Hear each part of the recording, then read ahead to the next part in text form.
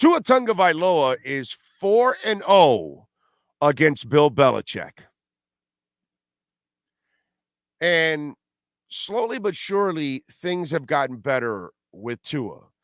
And really, our problems were the rest of us, not me, because I was always on the Tua bandwagon, as you all know. But those of you that weren't on the Tua bandwagon, those of you that have hated on Chris Greer, all that kind of stuff. And in the end, all that is turning, right? And we're getting people that didn't believe in a Tua now believing in a Tua, all of that.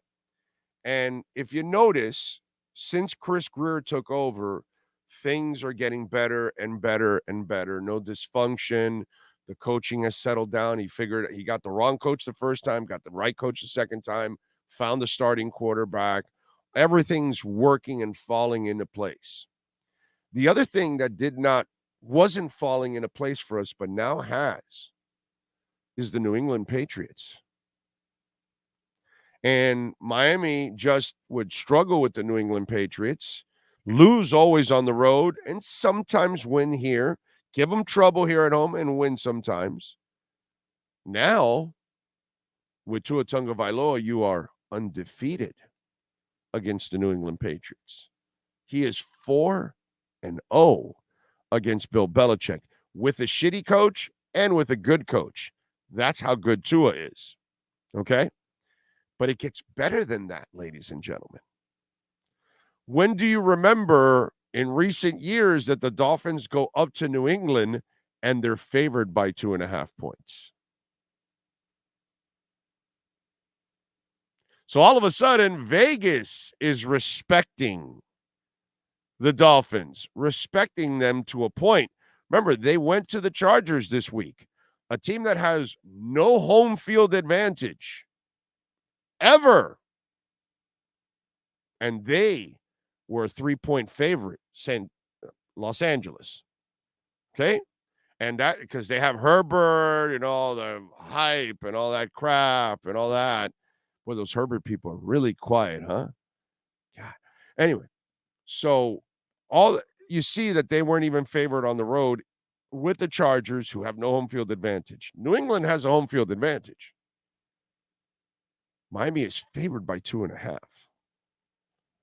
So not only have we gotten to a point where Tua owns Bill Belichick, it gets to a point now where Tua and company are favored by 2.5 on the road in New England. That is pretty freaking cool. Over and under is 47. The money line, Miami is favored minus 135. The money line for the Patriots is plus 114. You want to know what I'm thinking? I took the Dolphins plus the points last week.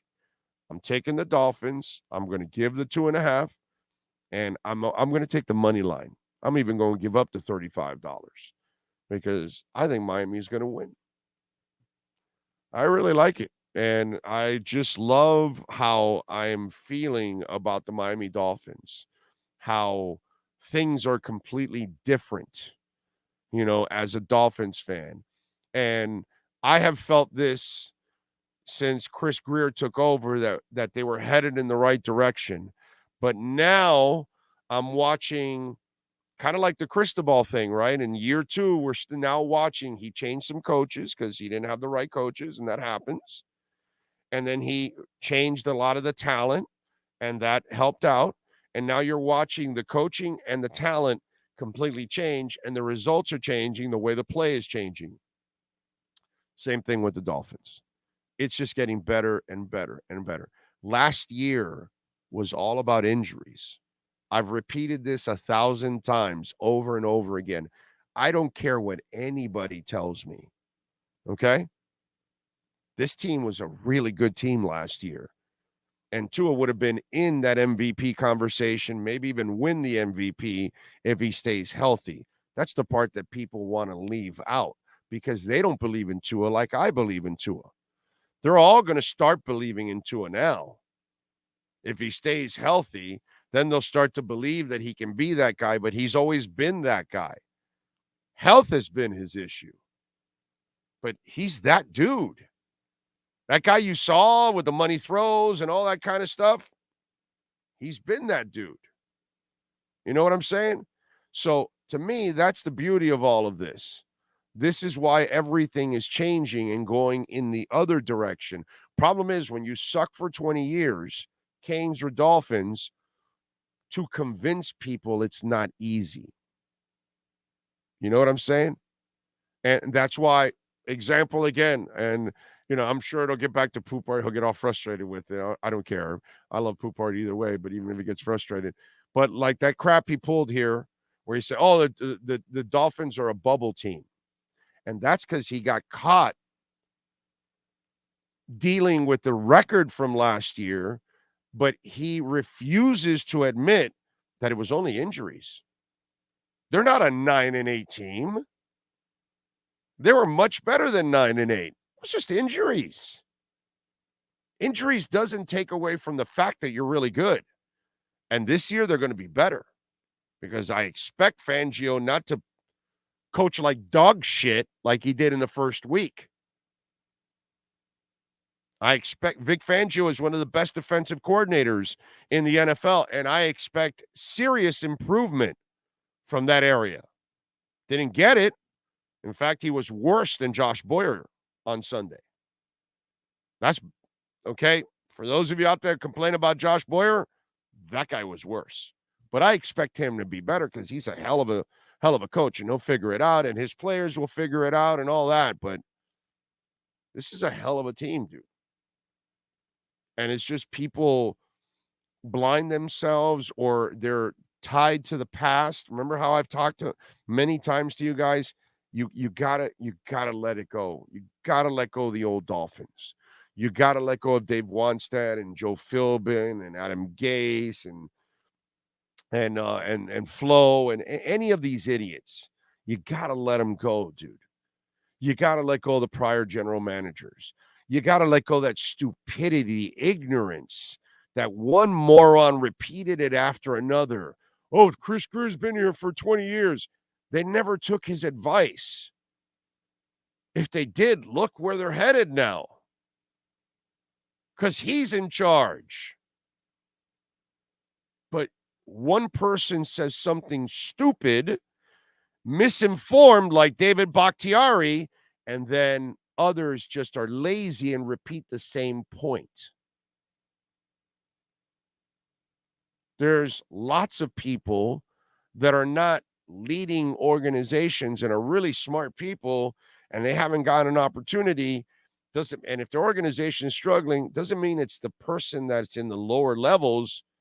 It's the person at the top making all the decisions. Those are the people you blame. You don't blame the underlings. The underlings can make suggestions, but they're not going by them. Do you know how stupid it sounds for anybody to say that Chris Grier was part of this for 15 years? He's part of the problem, not the solution, when he's not making any of the picks, not making any of the trades. He's not trading up for Deion Jordan, dude. He's not the guy that signed Ndamukong Suh to a stupid contract. He's not the guy that drafted Ryan Tannehill. But you're going to blame him for what Rick Spielman does or Mike Tannenbaum or Adam Gase or Brian Flores? It's stupid. It's ignorant. So, this is a hell of a football team. And now we're going to have people kind of changing their tune. Only because they saw that maybe the Buffalo thing is not as sharp as it's been in the past. Josh Allen certainly isn't the most accurate quarterback. He still isn't accurate, by the way. He still has not fixed his accuracy. He has moments where he is more accurate. He is not an accurate quarterback, by the way. Let's get that shit straight. That's another misconception out there. He's improved it, but he's not an accurate quarterback. Aaron Rodgers was an accurate quarterback. Tua is an accurate quarterback. Pat Mahomes is an accurate quarterback. Okay, there's such thing as an accurate quarterback. That's not Josh Allen. So let's get that shit straight too, by the way. But Now we've got it. Okay, so Aaron Rodgers is out, which I never feared that because of the offensive line and his age, which, again, not hindsight. We've been talking about it here. Okay. We have a nickname for him and everything in Calf Rodgers. And then who's left? Oh, the Patriots. They're no threat whatsoever. They got a good defense. Jets will have a good defense.